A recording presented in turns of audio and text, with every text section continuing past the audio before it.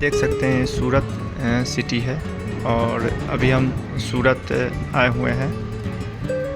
तो आप देख सकते हैं क्या यहाँ का क्या नज़ारा है। काफ़ी अच्छा यहाँ का व्यू है। चारों तरफ बड़ा बड़ा बिल्डिंग सब है। 20 मंजिल, 25 मंजिल, 30 मंजिल, 50 मंजिल, 60 मंजिल।